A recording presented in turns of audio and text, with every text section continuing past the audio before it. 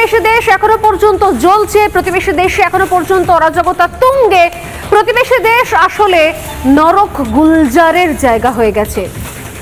এমন ছবি যেখানে প্রকাশ্যে উন্মুক্ত রাস্তায় ঘুরে বেড়ায় নিষিদ্ধ জঙ্গি সংগঠন, মিছিল চলে, র্যালি হয়, আর যেখানে পরিবারের মধ্যে 8 বছরের নিষ্পাপ শিশুকন্যাকে ধর্ষণ করে নিজের জামাইবাবু এবং দিদির শ্বশুর মশাই।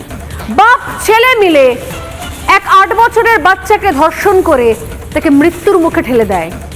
কারণ শাস্তির কোনো ভয় নেই, কারণ দেশটা অরাজকতায় ভরে গেছে, কারণ দেশে এই মুহূর্তে দেশের আগুন চলছে, বিদ্বেষের আগুন জ্বলছে।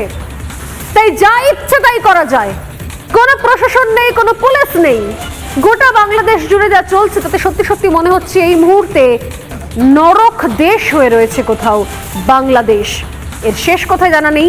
নির্বাচন হচ্ছে, হবে, চলছে, কিন্তু শেষ পর্যন্ত কবে হবে, কবে একটা সুষ্ঠু গণতন্ত্র সেখানে আবার তৈরি হবে, কবে সুষ্ঠু নির্বাচন হবে, কবে সঠিক হাতে দেশ যাবে আমরা জানি না।